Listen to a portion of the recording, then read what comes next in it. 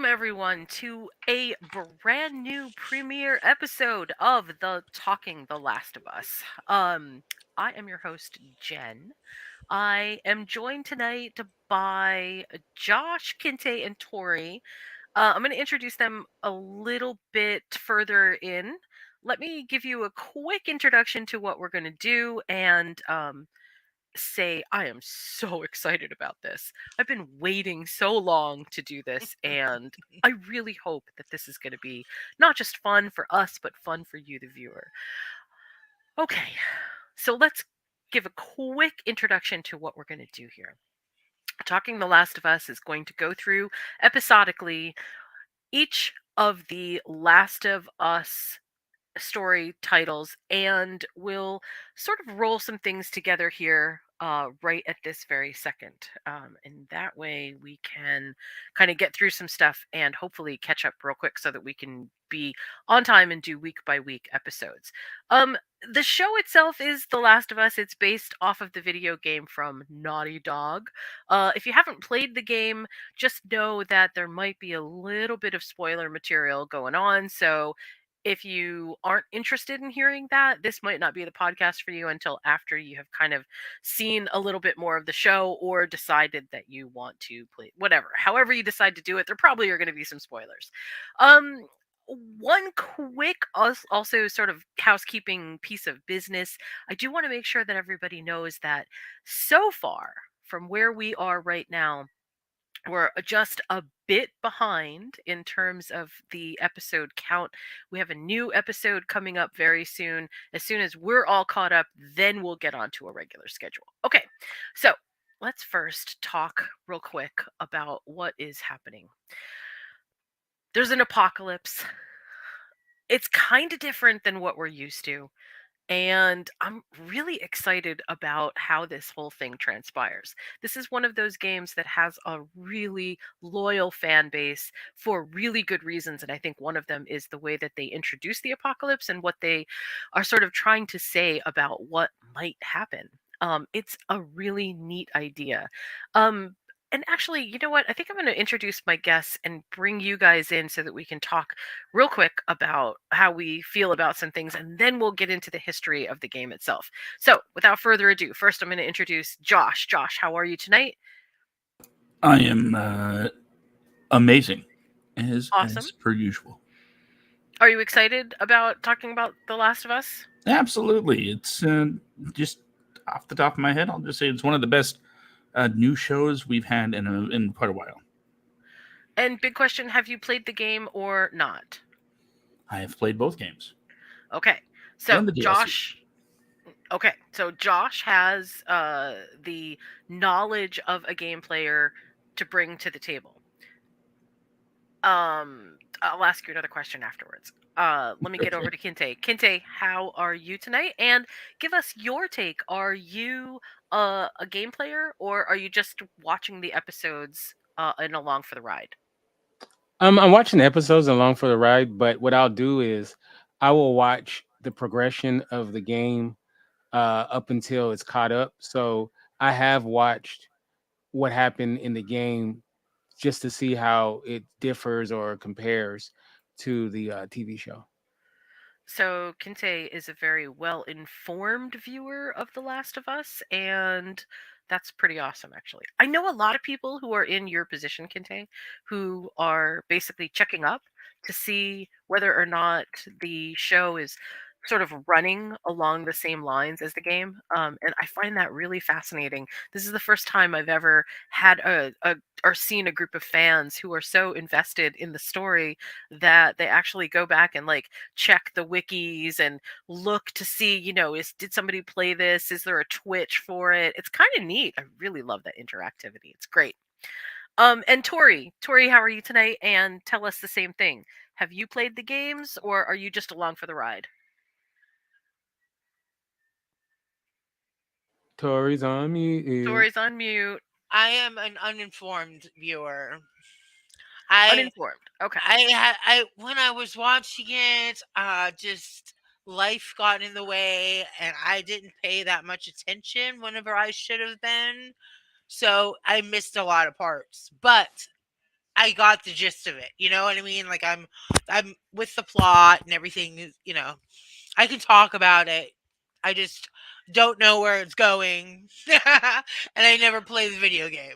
Well, probably none of us really know exactly where this is going, but I'm going to give you a little bit of info about episode one, episode two, and sort of some direction that I know that the show is going in.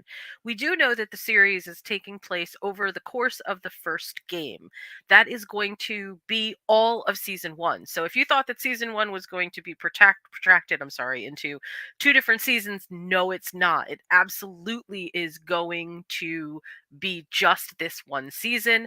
And then it's been renewed. So we're all assuming that season two will cover the next game.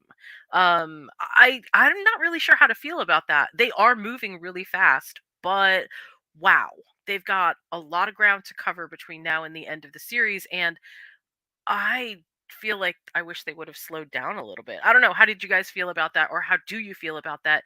Do you think that the episode one, episode two, and I know we're going to get into some three stuff in a little bit, but do you feel like we're moving at a fast pace or at a slow pace? Or what are you guys feeling about that? No, I Just think the feel free pace to chime is. I think the pace is great. I really enjoyed what I've seen so far, and I think they're doing an excellent job. Conveying it. in. What Since I about have you, never, Josh? oh sorry, Well, it from coming from someone that's played the games, it does seem kind of quick, Yeah. but only because you're taking out all of the looting aspects, the crafting aspects, and the incidental fights that Right. don't really mean much in the grand scheme of things. So you're just moving from basically plot point to plot point, and translating game to series. It's you really get to understand how much of that's just kind of in there for gameplay purposes rather Yeah. than the storytelling. So You we're know, getting the best of the storytelling. you know what it is? Is Josh just wants to see that scene where Bill and Joel push the truck while Ellie's driving it. Yeah, there's some kind of cool stuff that definitely didn't get covered, but scene by scene, I'm not I mean, I think that they're doing a good job. I just wish that it would take longer, and I think part of that is just because I just love this story so much that, even if they wanted to add new pieces of material, I would still be okay with that. I still feel like, hey, if you want to invent some things that happen over here or over here, yeah, okay. And it's just my love affair with the story, but okay. Okay, so I want to talk first about just, and we're going to try to make some of this stuff really brief, but I want to talk first about what is a cordyceps. And so there's a difference between cordyceps in the game and cordyceps in on the show. And I just want to talk real briefly about that because it does kind of matter.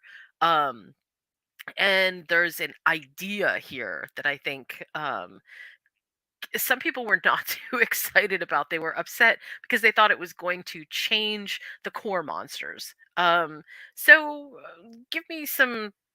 Actually, Josh, why don't you? Can you tell me what you think the main differences are between the cordyceps that are in the game and then the cordyceps that are in the show? The main differences. Well, okay. I mean, the lore that's behind it, right, is there's no spores in the show. It is. This is the whole reason that we have the introduction with the characters that are talking on the talk show. John Hanna. Big shout out to John Hanna.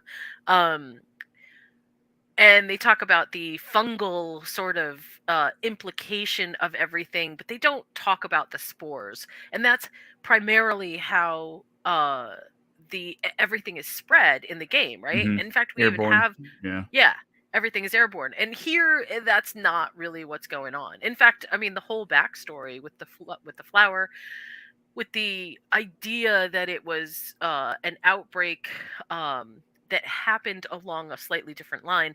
I don't feel like it actually changed the meaning of the story, but that's what I wanted to kind of get from you. Okay. Well, just taking away the spore aspect. Again, I think it makes I think it's a smoother transition for television to not have to spend several minutes with your stars in masks, walking through uh, dank and dark areas of the world, just to have them just to build that sort of sense of urgency. Even though I guess technically Ellie doesn't need the mask, so Right. you get to see one person's face, and I think we've already had enough of a show where a certain someone keeps his face covered the whole time. Um, don't need more of that. He's a handsome man. Anyway, How pissed would he be if like this is the second straight show where he has to cover his face the whole time? develop a Man, poor Pedro. complex. Nobody wants to see my face. And that's such a lie because of course everybody wants to see his face. Okay, but we'll save that for another conversation. Let's quickly jump into so basically the cordyceps. This is a big deal, okay? Because there are a number of different types of cordyceps that we see in the game, and so far, I don't know. I'm not ignoring the comments. I just it's hard for me to focus on them and try to get through this material really fast. So I'll try to address them as we kind of go if I can. But I just want you to know you're being heard. Um, One of the biggest, I think, differences here is that from the beginning we get the idea that that the cordyceps themselves, because there are so many different types in the game, fans were a little bit nervous that they weren't going to do justice to them. And I'm not sure that that's actually true. I think that there's still we haven't seen a lot of the different types, but I have heard that there are, and that they have kind of made some adjustments as to what they do or how it works. But I feel like that fear might be slightly unfounded. So I just wanted to address that real quick because the cordyceps themselves are such a major point of contention with fans that it felt like it needed a little bit of something. Let's just really quick run through the Joel and Sarah and Tommy beginning. I just want to touch on why this is obviously so important, and I'd love to get your take, Kinte, on how you felt that relationship was presented. Do you feel like it was?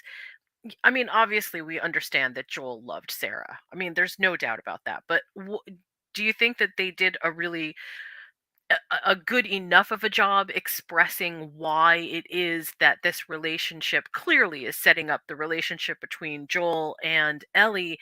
How do you feel that they did with that beginning part of the of episode 1? Well, I have to say this. As someone who didn't know about the game, I went in cold, so I didn't know what was going to happen.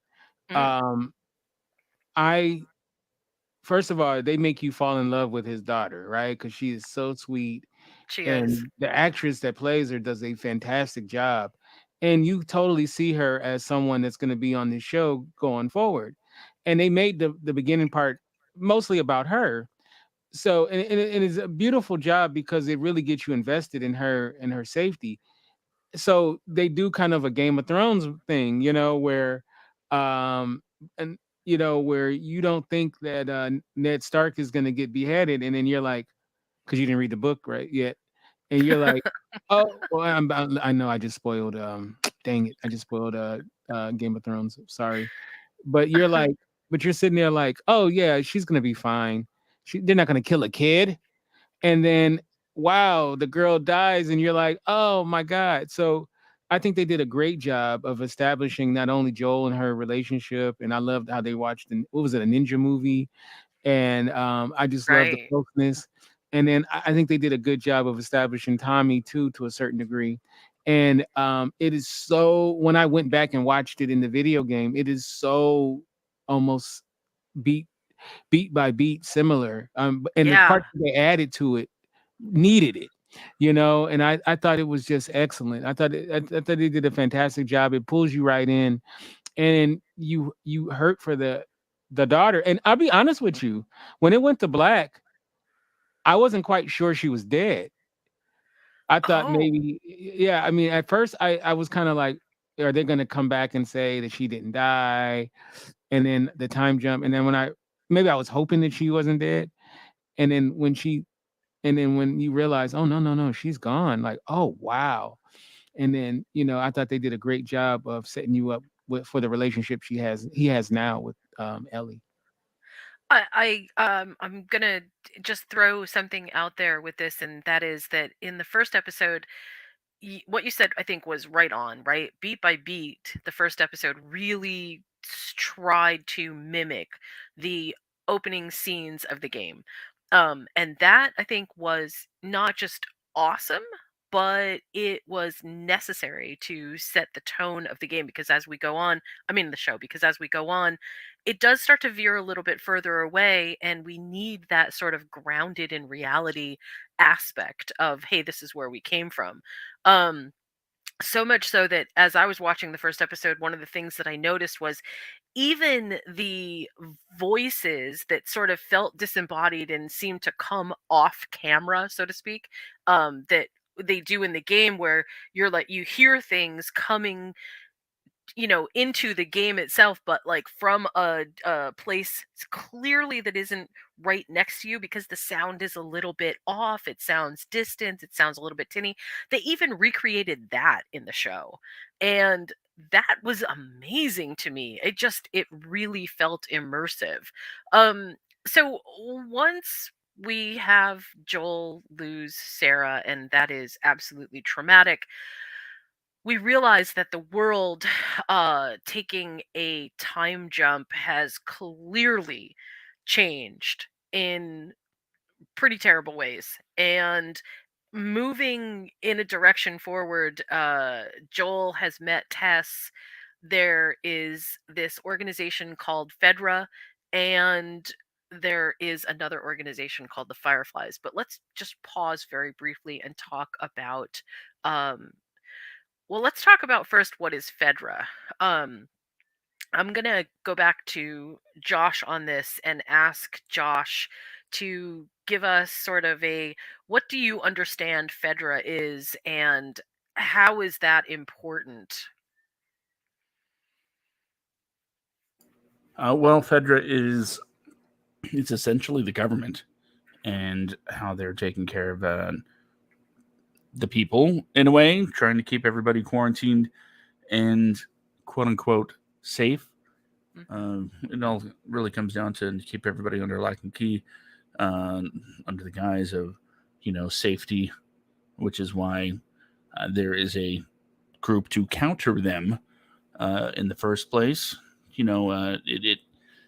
It really is an interesting conversation about you know how much are you willing to kind of give up in the name of safety as far as freedoms and liberties. That's what is been happening, and it's difficult to kind of contain everything to just what we've seen in the first episode so far, or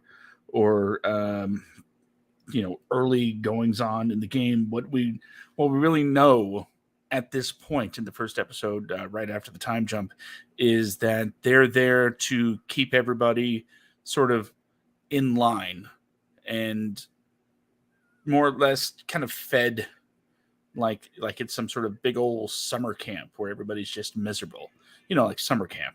Um, but yeah, that's them. That's the government in action. So, FEDRA stands for the Federal Disaster Response Agency. And the Federal Disaster Response Agency works pretty closely with what they still have as the basic CDC, and kind of like a morphed Department of Homeland Security.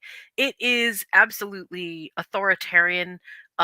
There is a clear regime set up to kind of control people and keep them within certain quarantine zones. And this is done, they say, basically to keep infection from spreading. And we see a pretty early example of that with a child that comes in, and again, this is going to dovetail into what happens with Ellie, but we see a child comes in that has been bit, and they kill the child, saying something along the lines of, you're going to have lots of toys to play with, everything's going to be great. And no, it clearly is not great.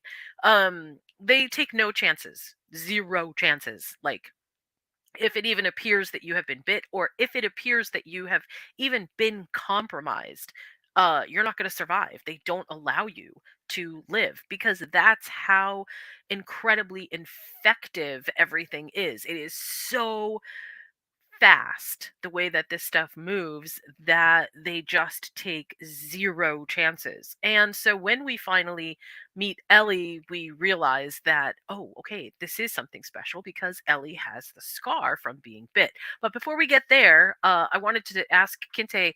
Kinte, what did you think of the fireflies in episode 1? How did you feel about, kind of having this clear rebel kind of people out there, and what did you think initially their purpose was? I figured they were, some sort of militant organization trying to figure out what, trying to navigate through the terrain of the new world. They were what I thought they were, and it's still unclear exactly everything about them because we only seen a little of them. So it's kind of hard to say. Even going fast forward into episode 4, it's still there's still you know there's still kind of you don't know exactly everything about them, but um I like the integration of them, and I like that they have a purpose, that it's not just trying to exist, that they're actually trying to do something to solve the problem. Yeah, I mean, obviously, if you've played the game, there's a lot about the Fireflies that you know, and some things, may not be the best. But I think in episode 1, they try to portray the Fireflies as being the sort of like freedom fighters, the resistance, the people that are trying to do something that fight against Fedra because Fedra is not doing the right things according to them. But where the Fireflies really come into play is this idea of getting Ellie out of the city and getting her out to another Fireflies base. And that's where we have Joel and Tess, who have been, according to everything that has been happening so far in episode 1, living inside of Boston, making deals, trying to do some things. Now, importantly, in episode 1, Joel has lost touch with Tommy, and Tommy has gone far out to Wyoming, because he's lost touch with him, and because he is, well, I mean, I'll say that he's worried about him because obviously that clearly is what's going on. Um, he's trying to gather together the resources to get a battery for a truck. This is proving to be very difficult, and eventually, this is what causes Joel and Tess to meet up with, uh, well, it's what causes Joel and Tess to meet up with the Fireflies. Okay, so let's pick up from there, and we meet Ellie. Um, I do want to touch on Joel and Tess, but I think maybe we'll do that in the next episode and really kind of concentrate on what their relationship is, because we might have a little bit more time there. But let's get to Ellie. And what was your initial reaction, Tori, to meeting Ellie? What did you think about her? Mm, I think the graphics in this game are just so awesome. So every time I see like a scene of her or Joel or anybody, I I'm wondered. Oh my gosh, it's so realistic, right? And then I like Ellie. I I kind of thought she was gonna die. Like I thought she was gonna be a goner, but she wasn't. So It yeah, does kind of seem like all the kids in The Last of Us don't fare very well. yeah, They definitely that's. have, they have a tough time. They have a very tough time. You thought they were going to kill another kid? What kind of show you think this is, Tori? Hey, It's a Game of hey, Thrones for kids. yes, Um, yes, Josh, what did you exactly. think of Ellie? The character or the portrayal? The portrayal, the episode 1 portrayal of Ellie, Oh, I thought it was absolutely spot on. right? She's got a mouth on her, doesn't she? Yep.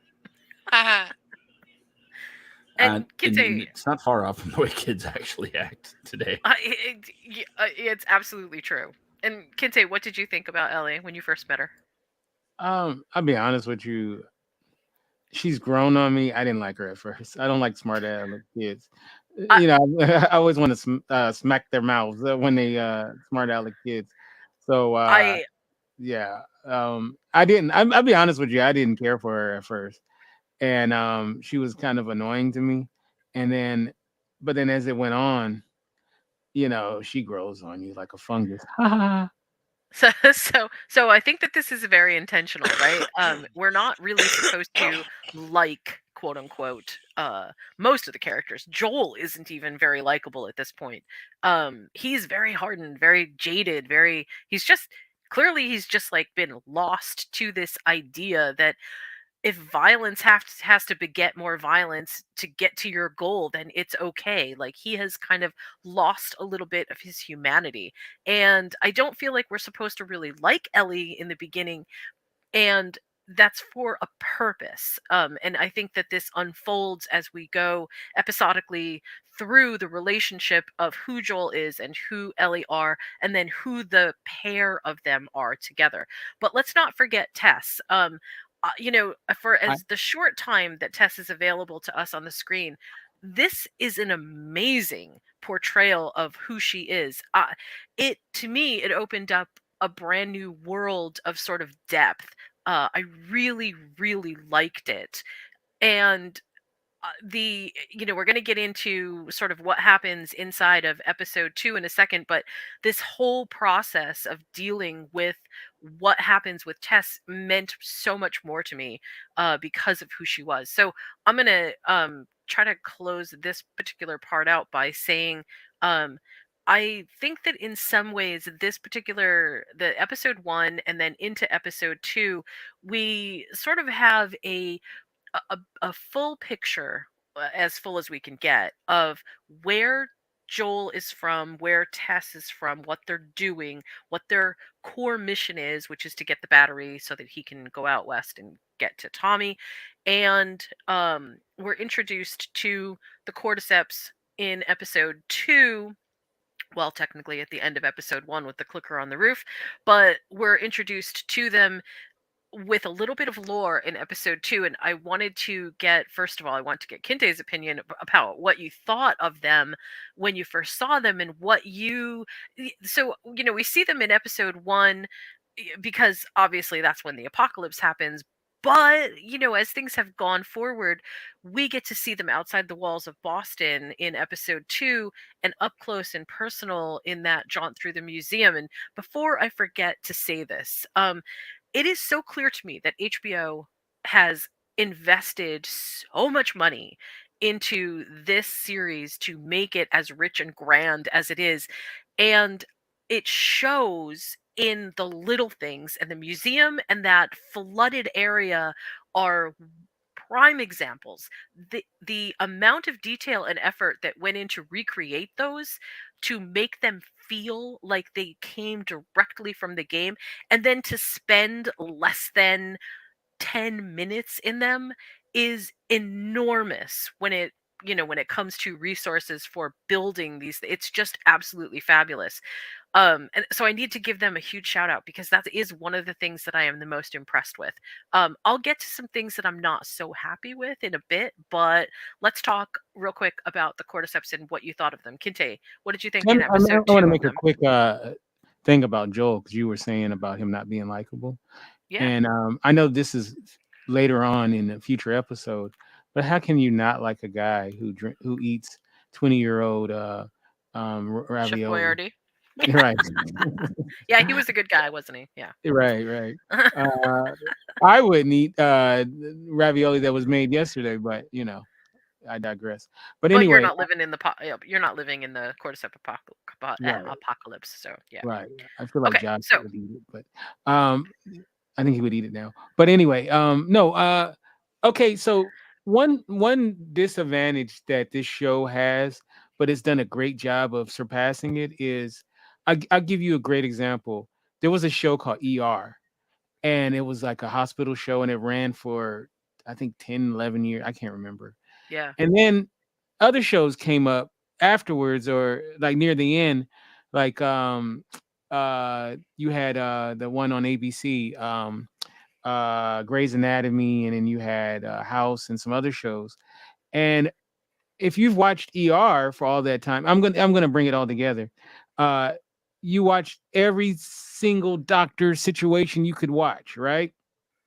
And so I didn't watch those other shows, even though other people did watch those other shows, because I felt like I've seen every doctor show. Why would I need to watch another one, right?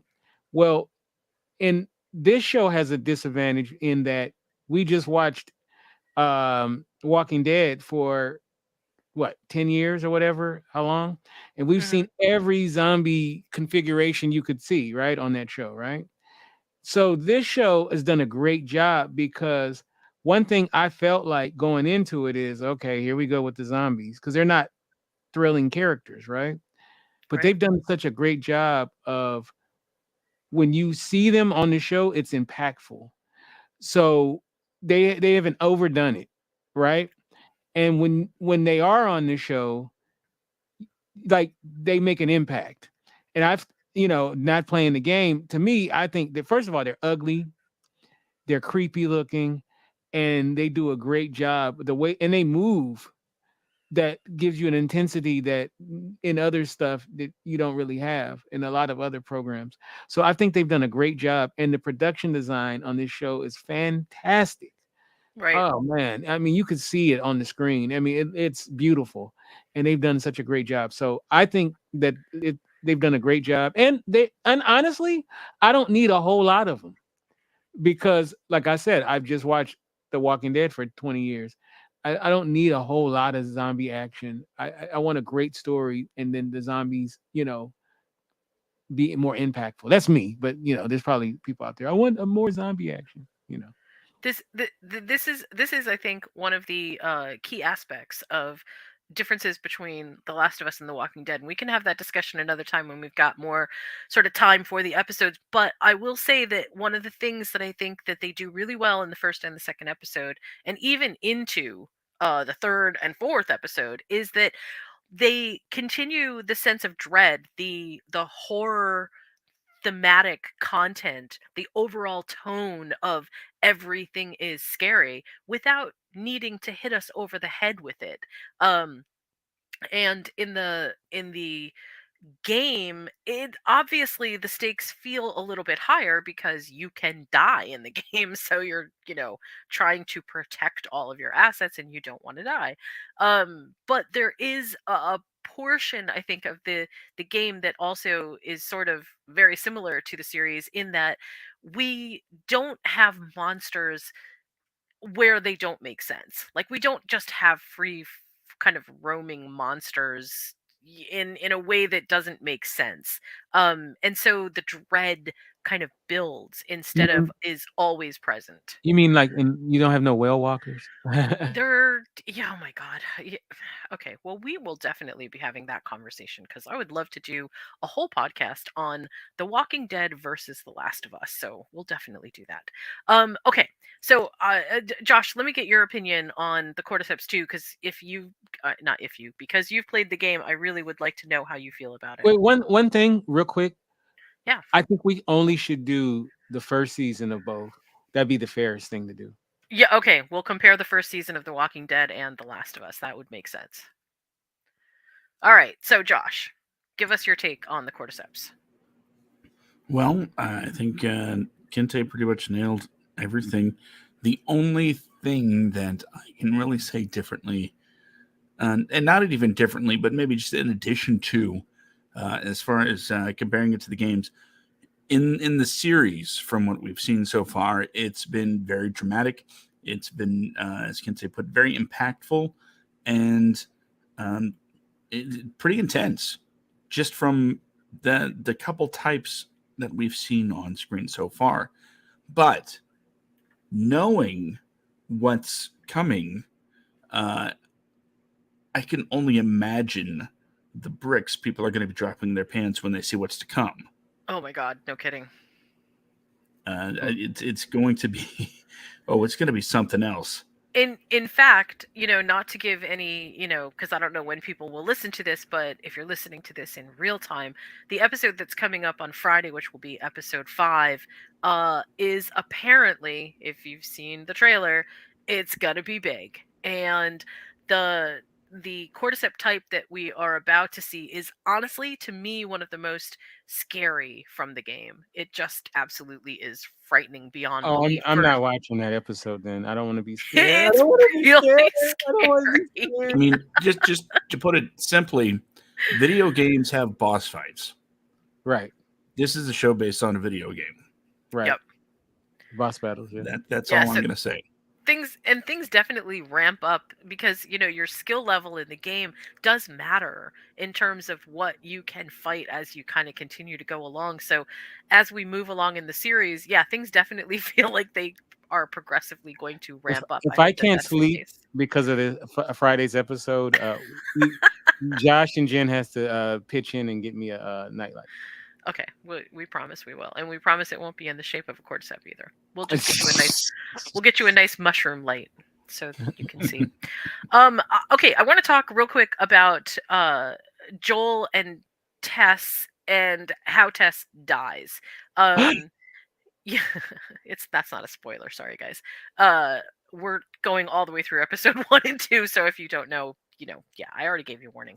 I definitely want to talk about the sacrifice that Tess makes for Joel and her ask of Joel, and why I feel like that is not just the sort of pivot point in the game to get Joel to do what he needs to do, but also kind of gives us a preview of some things to come.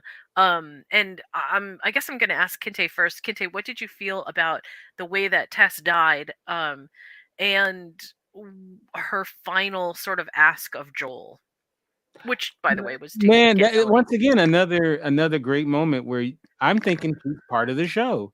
I'm thinking she's a main part of the show, and then when she dies, I'm like, oh shit, like who oh, Right. it's about him and the girl. Like I didn't know it was about him and the girl. So I was I thought it was great. And I thought that the ask, you know, was awesome. And she was pretty uh she was pretty bossy, that chick. Because I remember when she was being interrogated, she was like, he's gonna do what I tell him to do. I was like, geez. I was like, wow, okay, Dominique Cricks. But yeah, no, I thought, great character. It really surprised me that when she died. I don't know, was it surprising in the game when she died for you guys?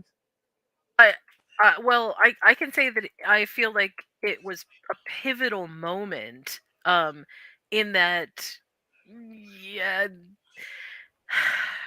What's a good way to say this? So, The Last of Us is all built from core to every point outward on understanding and processing grief, morality, and choices. And for Tess to do what she did is kind of like foreshadowing to a whole lot of the rest of the game. You have a choice, you have a morality, you have sort of a sense of what your duty and purpose is. And honestly, I Tess knew things that I feel like weren't really conveyed to Joel, but I feel like Tess understood them. Like, this is the big moment for us to make things better, and she alludes to that in the during the episode 2 series when she says, look, here's a chance for us to make things right. We don't know what it was that at this point in the series that sort of made her think that, but it's obviously really big. And redemption, I think, is, this is one of those things where we don't always understand when we're seeing redemption in the moment.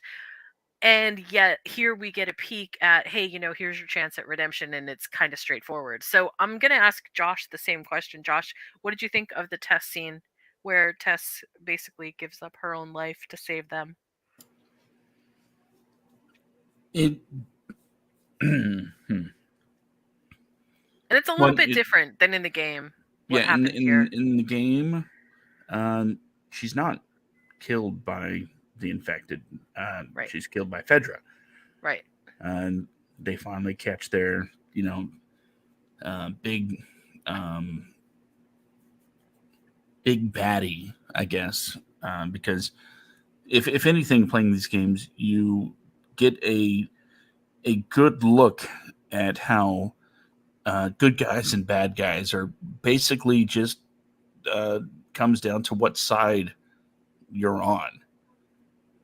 And in the end, there are no good guys and there are no bad guys. They're just people that want to do what they have to do to survive. And in the series, she thinks that Ellie is the key to not necessarily erasing all of the horrible things that she and Joel have done to survive, but at the very least, make it seem like it meant something.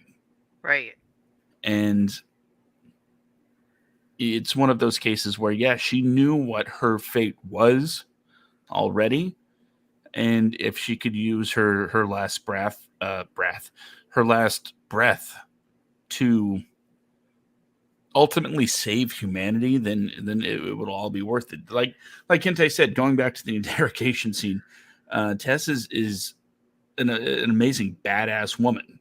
Right. She's making her captors apologize for beating her up, and that says so much about who she is as a person and how strong she is, how strong her will is, and her reputation.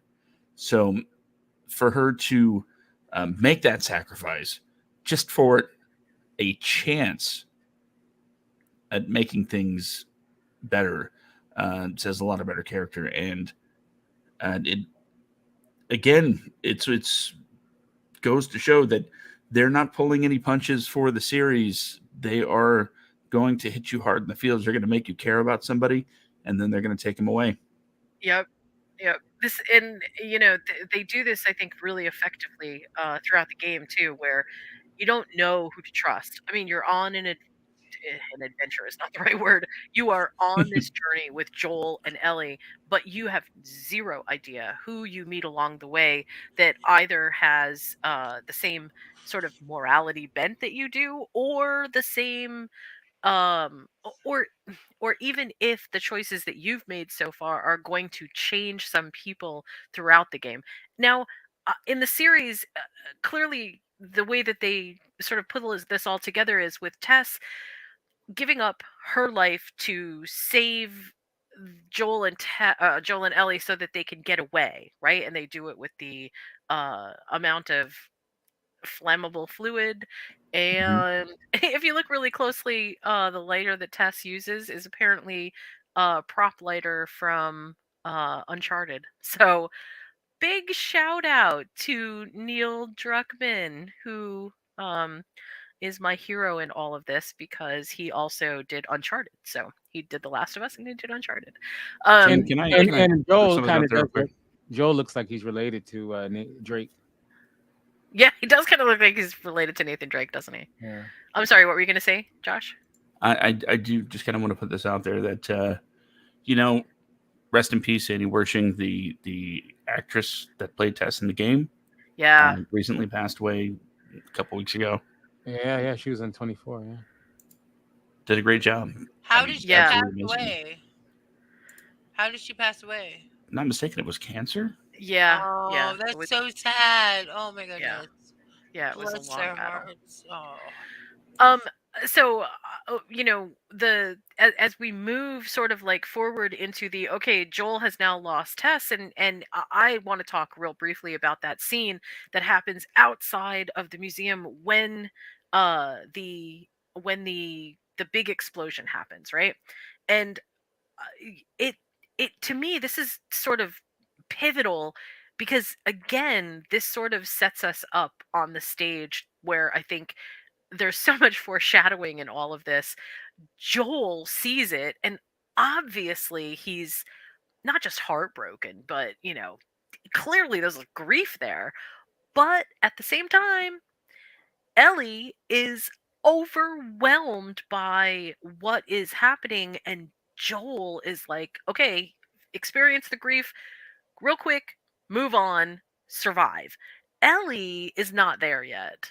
She's just not there yet. But I think you get a really clear picture that Joel has lost so much that even the loss of Tess doesn't slow him down for even a single second, because his secondary drive of survival, or maybe it's his primary drive of survival, kicks in, and he continues on without really even missing a beat. In fact, we don't even really talk about Tess until episode 3 toward the end, again with any real, even a little bit of emotion. So I actually really liked that. I thought that that was a really, good way of showing how incredibly jaded Joel is, in terms of hardened he is from grief and from everything that he has already survived.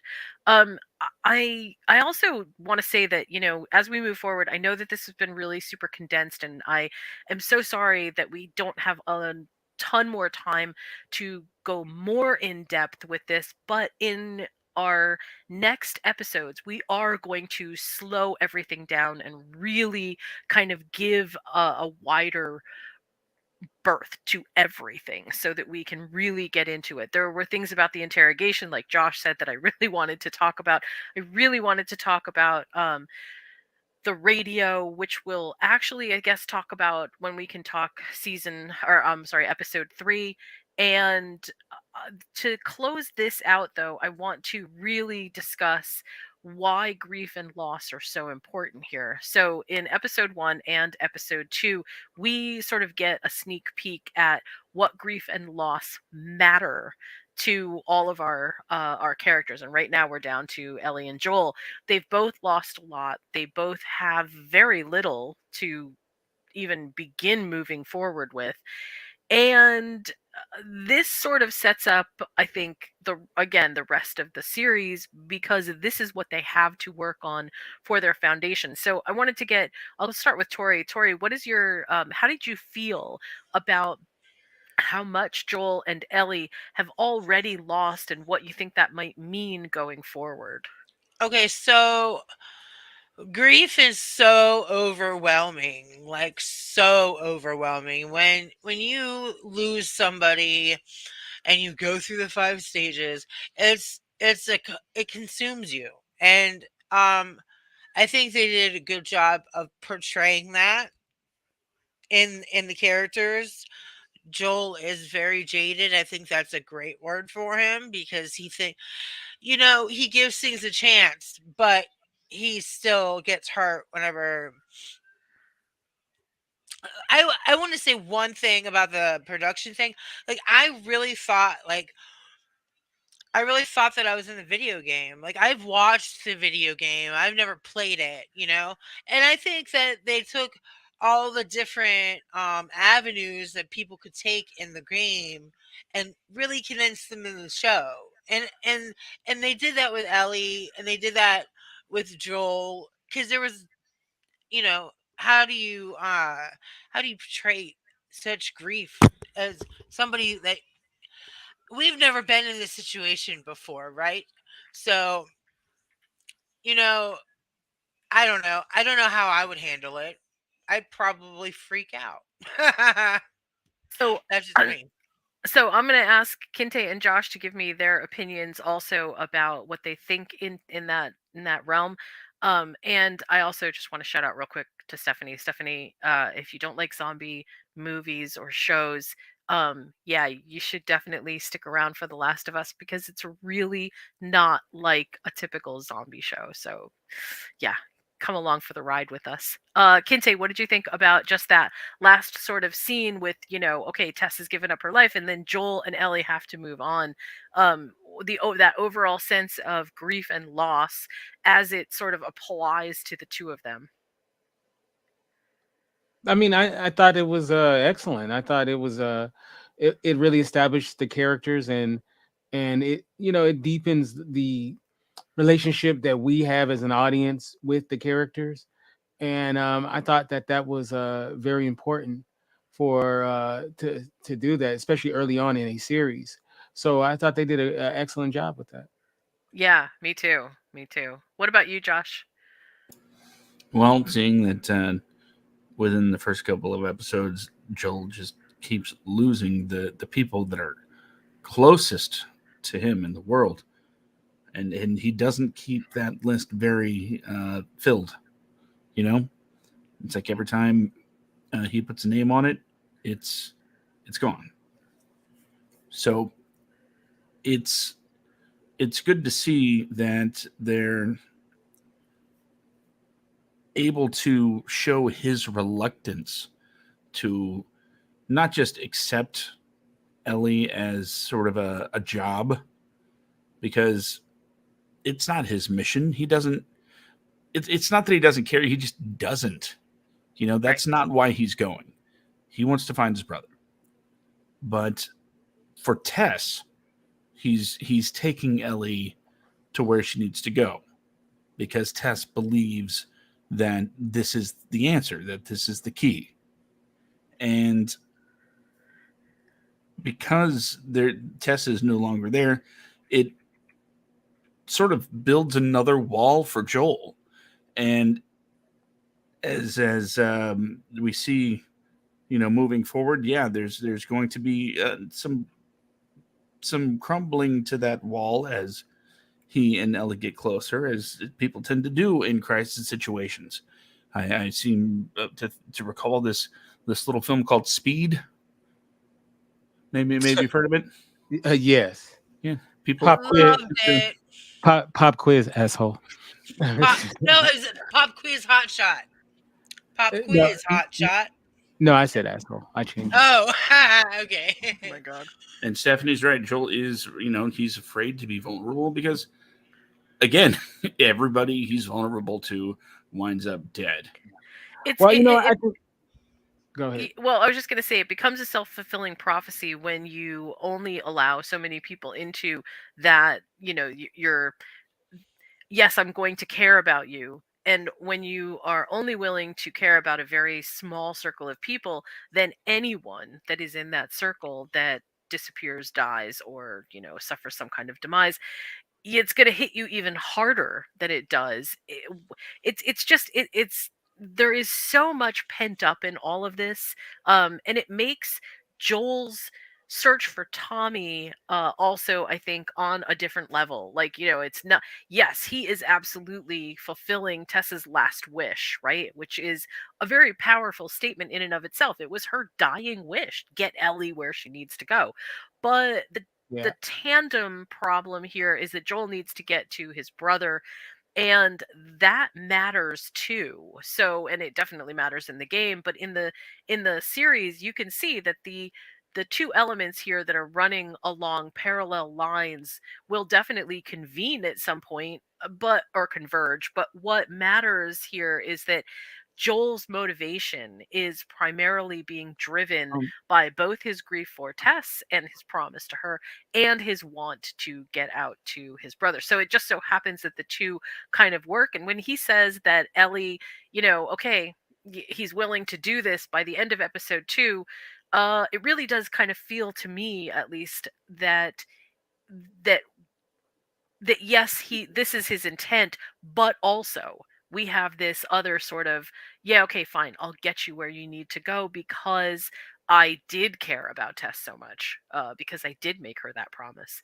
Yeah, as we kind of close out this episode yeah, I here, think this is a good place to end because yeah, we don't want to we're gonna lose do that. Joel. I mean Joel. We don't want to lose No, we don't Josh. want to So, lose Josh. Yeah, so how we're about we gonna. just let's just how about we just and then we could just roll it over for the next one. Um, because we only have Josh for so very Yeah, short. Yeah, that sounds like a good plan. I want to thank you all for joining us. That's what I was about to say. I want to thank you all for joining us for this very special premiere episode of Talking the Last of Us. I hope you will join us for our next episode when we are going to really dive into episode 3 of The Last of Us, which deals with Frank and Bill and the amazing story that we got out of that. That was not part of the game, but let me tell you, it was pretty phenomenal. So if you can join us for that, please do. I'm In Jen. a few minutes, by the way, we're gonna close this out and then we're gonna start another one. So anyone that's listening can listen. Right. I'm Jen. I'm joined by Tori, Kinte, and Josh. And do you guys want to tell everybody how to find you on social Um, media real quick? yeah, let's do it real quick. Okay, go ahead. Go, Kinte. Kinte F on Twitter, Kinte Ferguson on Instagram. All right, Josh. Go to wadcomedia.com for all the appropriate links and where to find out all about the other awesome podcasts that I do, especially with our wonderful host, Jen. Lots of fun there. And Tori, how can we find you on social media? Oh yeah, my you can find me on Facebook, Tori Rush. I'm the first one that pops up every time. And then you can also find me on my own show, but it's in hiatus, so I can't really talk about it. And yeah, you can find me on Instagram at Rush Tori. Rush Awesome. Story. All right. we'll see. We'll see you all next time for the next episode of Talking the Last of Us. Thank you so much for joining us.